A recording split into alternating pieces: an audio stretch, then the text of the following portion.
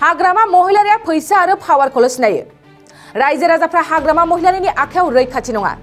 दिनै बेफोर गोख्रों बाथ्राखौ बुंदों बिटिआरनि गाहाय खुंगिरि प्रमद बर'आ। बिथाङा सोरखौ सिनायनो होनब्ला अब्लाथ' बिथाङा रावखौबो सिनाया। दा बिथाङा सिनायो खालि फैसा आरो पावार, बे मोननैखौल' सिनायो। दा ओंखायनो बेबायदि दैदेनगिरिनि आखायाव रायजोआ मालाबाबो सेफ नङा। थारैनो राजखान्थिनि फोथाराव दासान्दि प्रमद बर' आरो हाग्रामा महिलारिनि गेजेराव दान्थे बिदान्थे बिबुंथि दावहा। एबसुनि आफादगिरि दिपेन बर'खौ सिनाया होननानै बिथां महिलारिनि बुंनाय बाथ्राखौ फिनजाथाय खालामनानै प्रमद बर'आ ओरैबायदि बुंदों।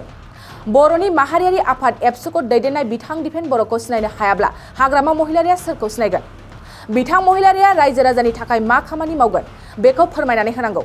गोबां बाथ्राजों हाग्रामा महिलारिखौ फिनजाथाय खालामनानै बिटिआरनि गाहाय खुंगिरि प्रमद बर'आ बुंबावदों, फैगौ 2 बोसोरनि गेजेराव बिटिआरनि गासै थासारिया सोलायजोबगोन। हाग्रामा महिलारिनि दैदेननायाव बिपिएफ दोलोआ साननैसो सिगांनिफ्राय गोजोन रेलि होननानै पिस रेलि होननानै खालामबाय थादों। जि समाव बे ओनसोलाव माखासे हिंसा जादोंमोन, बुथारलायनाय जादोंमोन, बै समाव बिथांमोना उन्दुनानै दङमोन। दिनै सान्थि फैनायनि उनावसो बिथांमोना दिनै गोजोननि रेलि खालामनो ओंखारदों। ओंखायनो आं बुंदों जे बे असान्थिया रायजो राजाफोरनि गेजेराव गैया, जाति जनगोष्ठीनि गेजेराव गैया। असान्थिया जादों हाग्रामा महिलारि बिथांनि मेलेमावसो। बिथाङा दिनै बै समाव जि दमन नीति, सिगिस्थ' खालामनाय, माखासे रां जाख्ल'नाय, बै थासारिफोरखौ सृष्टि खालामनानै राजखान्थि खालामदोंमोन, बेवहाय गोजोन मोनदोंमोन। बेफोरखौ खालामनो मोनैखाय दिनै बिथाङा असान्थि मोननानै सान्थि रेलि खालामदों। खोथाया बेनो जे रायजोफोरनि थाखाय मा मावगोन बेखौसो बुंनांगौ। जेला बिथाङा पावाराव दंमोन अब्लाबो आंखौनो रायबाय थाबाय आरो दाबो बिथाङा आंखौनो रायबाय थादों आरो बुंदों जे एबसु अफिसनिफ्रायसो सरकार सालायदों होननानै। दा बिथाङा बुंदों आरो फारसेथिं बुंदों जे सोर प्रमद बर' सिनाया होननानै। जुदि प्रमद बर'खौनो सिनायाबा, दिपेन बर'खौनो सिनायाबा बिथाङा सोरखौ सिनायबावनो आरो? जाय दिपेन बर'आ दिनै मोनसे माहारि आफादनि आफादगिरि, बेखौनो जुदि सिनायाबा, जाय दिपेन बर' बिथाङा दिनै एबसुखौ दैदेनबाय थादों, जारिमिनारि एबसुखौ, बेखौनो सिनायाबा बिथाङा सोरखौ सिनायनो होनब्ला अब्लाथ' बिथाङा रावखौबो सिनाया। दा बिथाङा सिनायो खालि फैसा आरो पावार, बे मोननैखौल' सिनायो। दा ओंखायनो बेबायदि दैदेनगिरिनि आखायाव रायजोआ मालाबाबो सेफ नङा। ओंखायनो दिनै जि मोजां थासारि फैदों बेखौ लांबाय थानांगोन आरो जोङो आइ आफा रायजो राजाखौ सिबिनो होननानैसो राजनितियाव फैदों। 2 बोसोराव कभिडआव बोसोरसे थांबाय, माखासे जेंनानि थाखाय जोंहा खामानिया स्ल' जादोंमोन, नाथाय जोबोद फास्ट जाबाय दायो।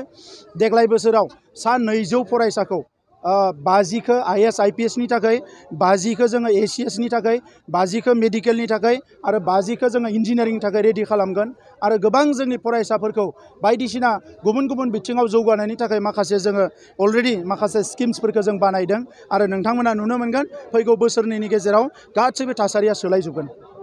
बरपेटा रडनि मुरि बाजारनि बरपेटा पुलिस थानानि खोलाहा थानाय दावला हटेलनि साखाथियाव गोदानै R&D मेडिकेल मुंनि गोदानै गंसे देहा फाहामसालि खुलिदों।